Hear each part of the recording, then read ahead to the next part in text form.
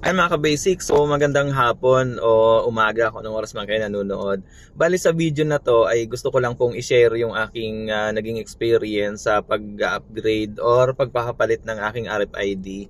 Bali, ngayon lang kasi ako nagpapalit ng Interop ID. So, yung aking pinili ay AutoSweep kasi yung bagay mas madali para sa akin kasi nandito lang ako sa malapit sa Alabang. Tapos meron din silang stall dito sa loob. Dito sa ano mismo sa may Petron, sa may Commerce lang, malapit sa Hyundai Alabang. Ah, kung malapit kayo dito or kung ano man yung mas malapit sa inyo na stall ng AutoSip man yan o Easy Trip. So ito po yung requirements na hiningi sa akin ng AutoSip. Bali, pag pupunta kayo dito, magdala na kayo ng isang valid ID, photocopy po nun, tapos ORCR, photocopy din. Kung sa inyo po nakapangalan yung yung sasakyan. So kailangan niyo po ng ORCR at valid ID. Tapos yun po yung ipipresent nyo dun sa cashier. Tapos at the same time, yung dalawang ID po na ganito, kukunin po nila yon. Bali, papalitan na nila nitong bago. So itong bago may nakalagay na dito na Interop activated. Tapos yung plate number ng sasakyan nandito na rin. So merong form na ibibigay lang sa inyo, fill upan nyo lang yung detail naman na kailangan dun sa form. Nasa CR ng sasakyan mo yon, kaya hindi naman kumaga ikakopy mo lang naman tapos pipirmahan. Ayun na, kumbaga yung RFID natin nakapangalan na mismo sa atin at may plate number na ng ng sasakyan. Kumbaga hindi na siya kagaya dati na walang number. Tapos yung RFID sticker ko hindi na po pinalitan kasi parang 6 months ago pa lang yata nagpapalit ako ng bago. So ano na siya, compatible na siya.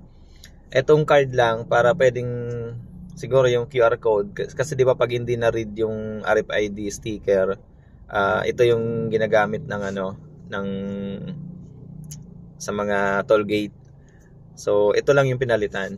Tapos sa account naman, same naman po yung account. Kumbaga kung may account kayo na kumbaga naka-login kayo doon sa account, same pa rin naman yung account na ginagamit kaya hindi naman mababago. Kung may laman yon, papasok pa rin naman yung laman kasi same account pa rin naman. Mayroon din pala silang isang form na pina-fill upan kasi 'di ba ang pinili kong i-retain ay yung AutoSweep. Bali yung Easy Trip ko, meron din form na binigay sila para ilalagay mo doon yung account number, card number para yung kung may laman man yon, sila na yung magta-transfer dito sa bago mo. Kumbaga yung laman ng isang card, yung Easy Trip, ita-transfer na nila automatic dito sa AutoSweep. Tapos yung unang instruction kasi 'di ba na magla-login ka dun sa website. Tapos mag-fill up ka tapos may magte-text sa'yo na parang ID na ibibigay mo dito.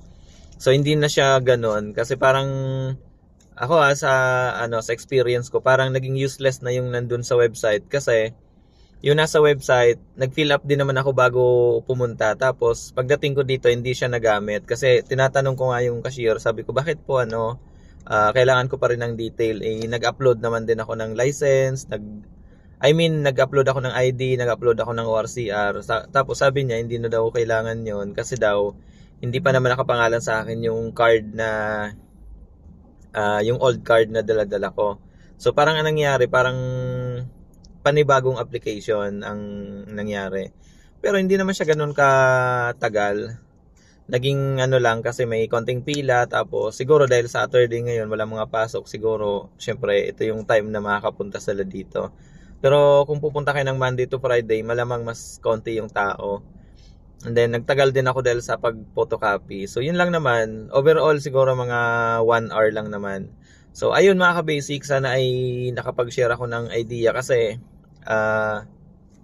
naisip kong gawa ng video kasi kanina dito sa pila kaparehas ko rin may mga pagdating nagtatanong kung ano yung kailangan, tapos yung iba naman nakapila na tapos aalis ulit kasi maghahanap ng wala silang dalang document, maghahanap ng kung saan magpapa-photocopy. So medyo nahahassle lang sila. Imbes na mabilis yung process, naging matagal dahil nga dun sa document na hindi nila dala.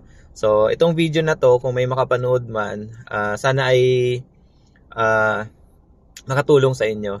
At yun po, maraming salamat. At sana po ay pa-like naman at pa-subscribe para sa mga susunod pa po nating video. Maraming salamat po.